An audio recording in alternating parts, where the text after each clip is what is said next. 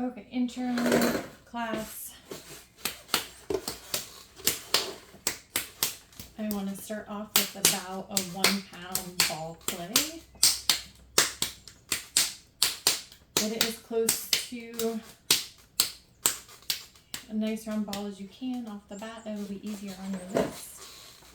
And then my first step is I'm going to toss it into the center of my butt, and I'm going to try to get it as close to center as I can before I even start to center. If you want to, you can make that attachment to the wheel head. If you feel like it is a good size that you can get your hands around it, you can touch your wrists together and also touch your fingertips together at the top, then that's a pretty good size. If you need to take a little bit away, you can cut it off with your wire tool. If you need to add a little, you can just slam a bit on top and really pound it into position. Make mine a little smaller. Anytime you get farther away from a pound or in any direction, up or down, it's going to be a little bit harder to center. All right, then I can add a lot of water. I really want to get it as close to round as I can. It just makes it easier for my wrist. You want your spool to be pretty close to the wheel head. I want to tuck my elbows in somewhere so they can be here with this strong arm. They can be here with my strong arm. So the first way I'm going to show is this V shape. I bring my thumbs together on top, so I'm kind of creating a W. I want to think about pushing with the heel of my hand into my clay and this thumb muscle down on top. So I'm going to push forward and then down. You can see my elbows are really tucked into my body. So I like to tuck into my hip crease, but that's just how my body shape is. You might need to tuck into your thighs out here, but I really want to make sure that I'm not having a lot of pressure on my neck muscles. I'm not having to really squeeze in with my arm muscles. I'm really using the weight of my body to push forward.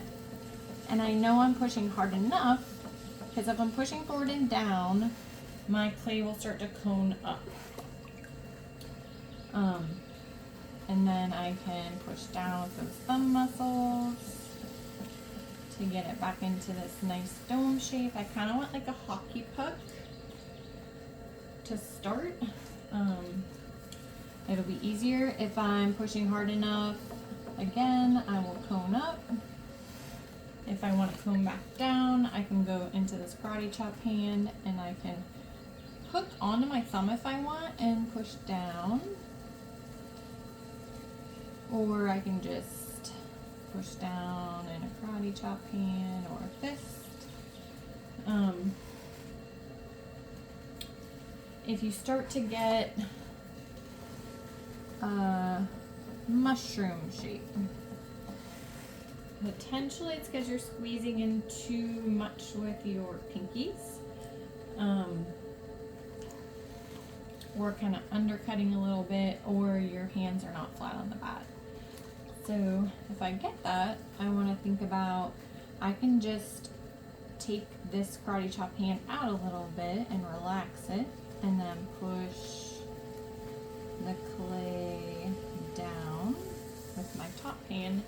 Should start to get rid of that mushroom. And then I want to think about pushing up again. So I'm pushing, coning up, and then I can cone back down into that dome shape. Alright, so I know it's centered when I give a hug, and you can see my hands are totally still. There's no wiggle. If I'm not centered, I'm going to be on that hug and I can see wiggle in my hands.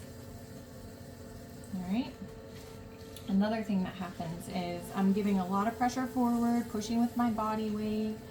I feel like it clicks into center. And then I push off from my clay, and then I go back on and I'm not centered again, or I can see that it's not centered.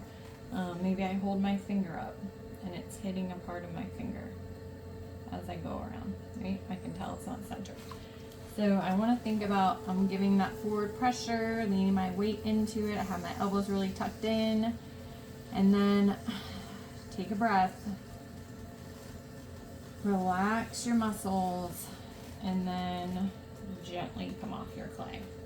So every time I go on the clay, I'm going to go on the clay very gentle. Every time I come off the clay, I'm going to come off the clay very gentle. Remember, you can take your foot off of the pedal. I don't need to be having it on there. And then I can be more stable. Your chairs go up and down. You can play around with the height of your chair. You can play around with bricks if you need them to raise or lower your feet. They're over by the window, okay? My next step is I'm gonna open up. So 2 ways to do that. Push in with my thumb. Notice that my other hand is holding my thumb hand still. I can try it like this if I want. If I get too dry, come off and add some water, okay? Another way to do it is I can push in with my finger.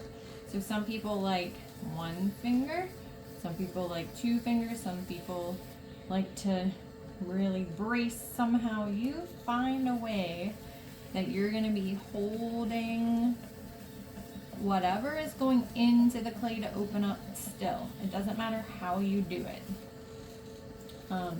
The key is if you are right-handed, you want to stay on this 3 o'clock to 6 o'clock position. If you're left-handed, you want to stay from that 9 o'clock to 6 o'clock position. All right. Then I'm going to think about pulling back. I can pull back the walls to my body. Okay. If I get too dry, add some more slip on there. You want to be down about 1/4 of an inch from hitting the bat. If you want like just a normal traditional foot thickness. If you want more than that, you can leave a little bit more space in your bottom. If you need to check, poke, check, okay? It'll seal that all back up. All right, so I'm at my lowest position, and that's when I'm pulling my wall back, and I want to try to stay at that level the whole pull back. So I can do that with my fingertips, or I can go at that lowest level with my thumb, and I can drag the bottom over so that I'm pushing back with my fingertips and my thumb, and that's kind of creating more of a cave. So when I'm doing a cylinder, I can create that cave. All right, and then I'm going to compress the bottom.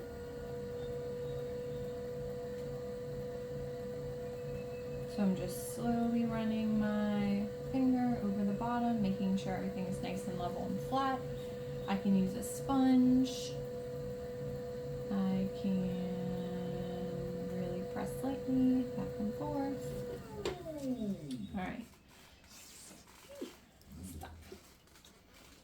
All right, so that's what I'm going for. So I'm slowly, slow as I can. The slower I go, the tighter those circles get, the flatter my bottom is. All right, so let's say I was pulling back my wall and it gets a little bit off center, okay? So one thing I want to try to avoid is pulling my wall back so far that I'm pulling the inside circle past the outside circle. I don't want that because it makes a weak spot right here, okay? But let's say I accidentally do that or it gets off center. My next step then would be to hug that wall still. Also drape thumbs over the inside if I can. I'm just using the weight of my hands and the fact that I'm holding still to get that nice and centered again. Okay? Then I'm ready to do my pull. So I want to make sure everything's either nice and slippy or wet. Remember, slip is just really watered down clay. All right, and then tucking my elbows in, staying really tight to my body, T-Rex arms. If I'm right-handed, I want to stay on this right side of the clock. If I'm left-handed, I want to go over to this left side. So that allows the clay to go through my fingertips instead of hitting into my fingertips. Okay, so now I'm going to do a pull. I want to think about lifting the clay from the bottom of the piece and moving it all the way to the top. So I'm giving gentle pressure with my outside hand. When I get to my rim, I'm slowly coming off. Check back in, make sure I'm nice and centered. I can compress with my thumb. I can compress by gently holding the wall and coming down on top with my other finger. And then I'm going to think about doing that again. So my outside hand is always below my inside hand. And I'm coming up very slowly. I'm matching the speed of my fingers traveling up the wall with the speed of the wheel. So I'm thinking about making record player lines. I'm hitting every part of the piece as I go around. Compress. Okay. I'm going to make a little indent on the bottom. That shows me that I can start right there and pull all this up. Now let's say I do a pull and I'm noticing that it's dragging because my clay is getting too dry. I can come off wherever I want and I can add more water to my piece. Okay? And then I can start at the bottom or I can start where I left off. And I'm just slowly feeling the thickness of my walls, trying to get everything nice and even. Coming to that top, gentle release, slight pressure down to compress the rim. I'm going to make sure I don't have any standing water in the bottom, so I'm just going to suck that up with my sponge. Check to see where I am because I did 3 pulls. So normally your clay will start to get a little tired after 3 or 4 pulls, so we want to try to get all the weight out in that amount of time, but that's not like a hard stop either. If you're still nice and centered and you want to try to get more weight, you can try to do another pull. I'm going to pull all the way from the bottom.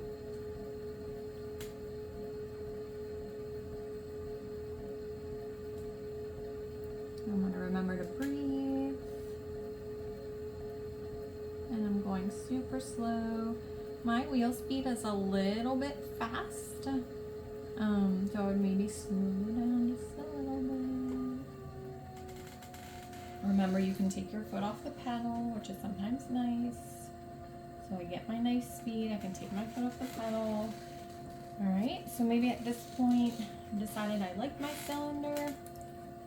I want to try to clean it up a little bit, so I'm going to use this inside hand as a wall. My outside hand is holding my rib, and I'm just cleaning up those throwing lines, making sure everything's nice and even. Getting to the top, doing that gentle release.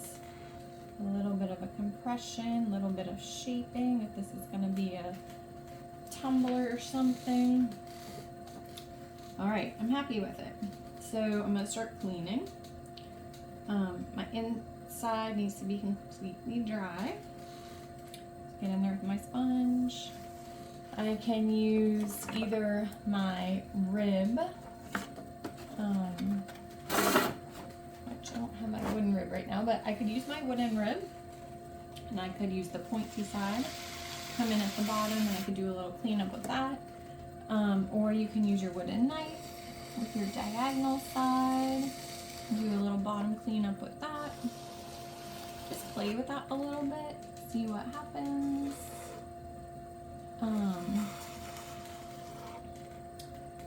And then my last step is I'm going to take my wire tool, stop my wheel. I'm going to hold it tight against the bat, and I'm going to drag all the way underneath my piece. Okay, so however you can get that nice and tight. Watch your ends, hold them in your hands.